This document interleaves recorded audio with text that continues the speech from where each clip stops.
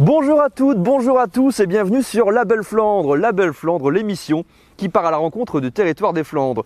Patrimoine, tourisme, tradition, suivez-moi tout de suite pour le numéro 2.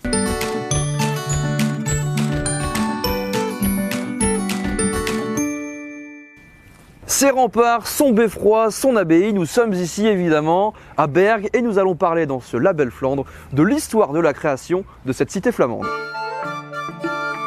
Alors nous sommes ici sur le Groenberg, c'est-à-dire le Mont Vert. C'est un point important parce qu'en fait on est ici sur le site à l'origine de la ville de Bergues. Parce que tout autour de Bergues on flirte avec le niveau de la mer. Ça veut dire que cette colline, au début de notre ère, était une île en avant du littoral. Et c'est sur cette île que va aborder un certain Huynock, fils de roi de Bretagne, qui est devenu moine, qui a été envoyé par Saint-Bertin et qui va venir évangéliser la région.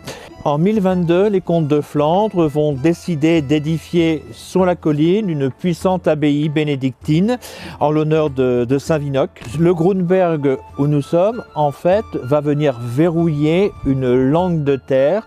Et en 882, on va construire une première fortification, c'est-à-dire qu'au milieu de cette langue de terre, on va creuser un canal circulaire, parfaitement circulaire.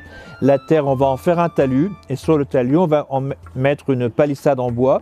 C'est la fortification qui doit résister aux assauts des Normands, des terribles Vikings. Après cette belle histoire de Bergues, je vous emmène à la découverte d'un autre pan de l'histoire en Flandre. Vous avez forcément entendu parler de l'opération Dynamo avec le film Dunkerque. Je vous emmène du côté d'Esquelbecq et de la Plaine aux Bois qui raconte un épisode de cette opération Dynamo. C'est un site où s'est déroulé un massacre le 28 mai 1940.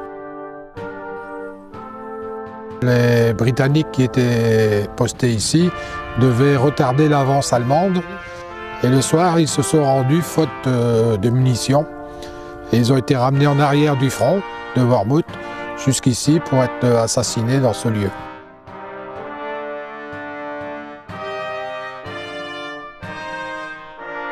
Ils sont d'abord passés dans cette ferme et ramenés à travers champs de force jusque dans ce lieu reculé, à l'abri des regards, pour être parqués dans cet abri à vaches. Là, il y avait 12 SS qui les encadraient, et les SS sont mis à jeter des grenades dans l'abri.